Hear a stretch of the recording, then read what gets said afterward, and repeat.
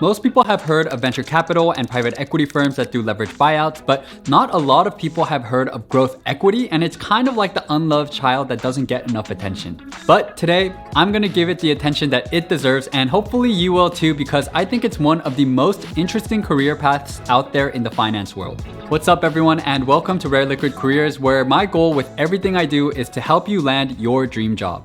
With that said, jumping into today's agenda, I'll first be going into what growth equity is. I'll then cover some of the top funds in the space, then go over the day-to-day responsibilities, hierarchy and compensation, and lastly, I'll help you figure out if growth equity is for you by going through the pros and cons. Two quick things before I get started though. First, I'll be posting an interview I held with one of my friends who works in growth equity in just a few days, so be on the lookout for that if you're interested. And second, shout out to our sponsor for today's video, The Daily Upside. Alright, now first up, let me help explain what growth equity is. Going back to our middle child analogy, you can think of venture capital as the youngest kid who gets all the love and attention, since in VC, you invest in the hottest and sexiest companies. Private equity buyout firms are the responsible oldest child, since in PE you invest in more mature and honestly more boring companies with stable, predictable cash flows. And then growth equity is the middle child that doesn't really get enough attention because it flies under the radar a bit and acts as a bridge between venture and buyout firms. Here's also another way to look at these three industries by comparing to the typical business lifecycle framework. And as you can see, growth equity investments come right at the sweet spot when companies are ramping up from the venture phase but are not yet fully mature. More specifically, growth equity investments come at the time when the risk associated with a company shifts from whether or not it can achieve product market fit to whether or not it can become a profitable business. The capital from growth equity investors are used to help a company get to the next level by expanding operations, entering new markets, making strategic acquisitions, and much, much more. As you may have already deduced, because growth equity firms invest in companies during the later stages of their life cycle compared to venture capital, your risks are not as high, but it also means your returns are not as exponential as well. Building off of that, in growth equity, you have much more predictable returns compared to venture capital, where you might spray and pray and invest in hundreds of different investments and only really have a handful of them return more than your capital. Adding in a few more points, growth equity firms invest minority equity positions, invest in companies with limited or no free cash flow, don't use much if any debt for financing, and investment risks mainly focus on execution and management. Lastly, what's important to know is that a growth equity firm's main goal with its investments is eventually to reach an exit either through an IPO, sale of the company, or sale of shares to other investors. Alright, now next up, let's go into the top funds. One important thing to note is that private equity is actually a very broad term that covers venture capital, growth equity, and buyout firms.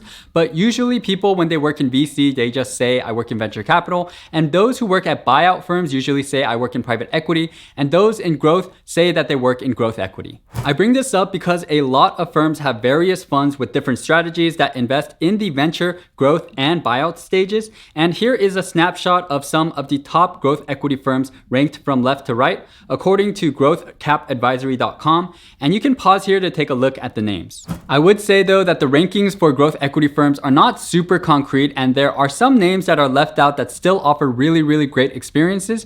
Most of these funds have really small teams, and so even though they may have really good deal flow, they might not be ranked at one of the top in terms of rankings because they are not as well known or not as big, but they still can offer really solid experiences. If you're interested in a career in investing or any other field in business, staying up to date with the news is super important, and one of my go-to sources is The Daily Upside, which has hundreds of thousands of subscribers. I've been reading The Daily Upside almost every day since July 2021, and what I like most about this newsletter is that it focuses on 3 market-moving stories each day, covering a variety of different industries. For example, one of their recent newsletters was about Facebook targeting TikTok with a political campaign, another about how Germany and Austria are rationing gas, and how SPACs are going to be regulated. If you're looking for an even deeper dive, they also offer a weekend edition that breaks down industry trends and companies to watch out for. They most recently covered the world of activist investing, which was super insightful. The newsletter is also fairly lighthearted and has doses of charisma and wit while providing great insight. And so as you can see from these reviews, the staff does a great job of making things super easy to read.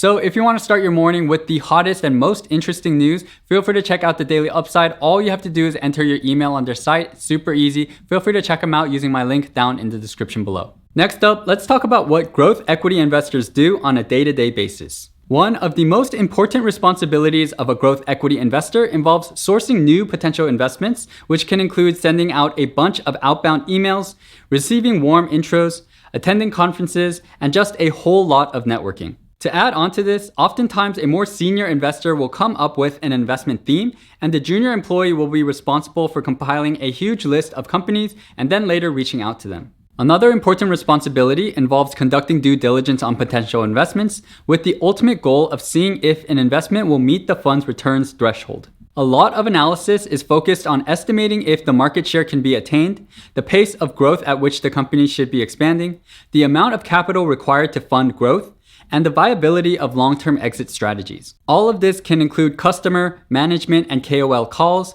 valuation work on Excel, reading many industry reports, building investment memos, and much more. Growth equity investors also spend a lot of time supporting portfolio companies, which can mean joining boards to provide insight, helping with market expansion and customer cohort analysis, introducing companies to key relationships with customers, suppliers, or new hires, and helping out with the M&A or IPO process. As you grow more senior, fundraising also becomes a large responsibility, and so not only are you an investor, but you also start to manage investors by providing regular portfolio updates, checking in with them every so often, and reaching out when new funds are being raised. Next up, let's go into the hierarchy and everyone's favorite part, compensation. The hierarchy in growth equity is fairly similar across firms and usually starts off at the associate level, but there can also be an analyst level for those who enter straight out of college.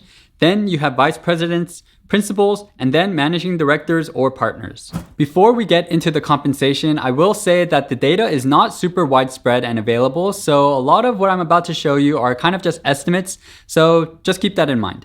On the analyst level, which is straight out of college, you can expect to make about $100K in salary and bonus, and likely little to no carry, which is a percentage of the fund's overall profits. Then for associates, which is usually a few years out of college, you can expect to make about $150K in salary, $67K in bonus, and carry at some firms, so I'd say around $200K to $300K. At the senior associate level, your base is around $175K, you get a bonus of $100K, and are much more likely to get carry, so you can expect total comp to be around $300K to $500K. Next up, for vice presidents and principals, this is where compensation gets super variable, but based on the data we have here, salaries are around $270K with bonuses of $125K, and almost everyone gets carry at this stage, so your total compensation is probably around $500K to well over $1 million, depending on how long you've been with the firm. If all this discussion about compensation is getting you interested in a career in growth equity, one of the best ways to break into it is first going through an analyst program at an investment bank.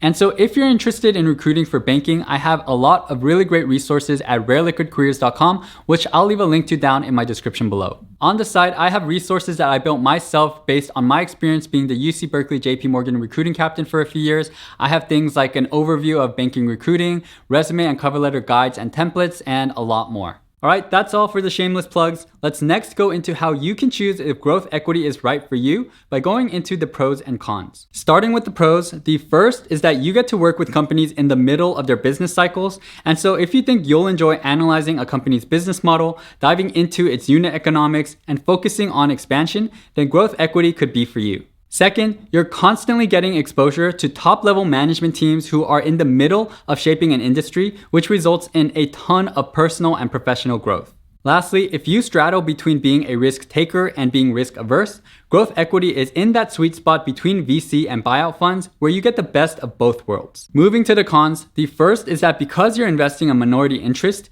you don't have a lot of control and lean heavily on the management team's ability to execute, which can also be a pro if you don't really want hands-on operational experience. Second, because growth equity funds invest in companies with proven product market fit, they're a little more obvious investments compared to VC, and there can be a ton of competition fighting for the same deals, though this is kind of generally true for most of the buy side. Lastly, if you enjoy routine and structured work schedules, then growth equity is probably not for you because things are changing all the time and rarely are 2 days ever the same. But this could also be a pro as well, depending on what you're looking for. All right, so that covers the main points of what I wanted to go through today. But if you want to learn even more about growth equity, as I mentioned earlier, I'm interviewing one of my friends who works at one of the top growth equity firms in the world. That video will be posted in the next few days, also available as a podcast version on Spotify, Apple Podcasts, Google Podcasts, and more. Also be sure to check out the Daily Upside if you want to get some of the hottest market news in your inbox every morning.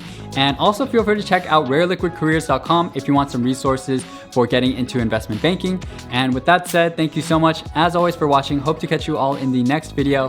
Thanks and peace out.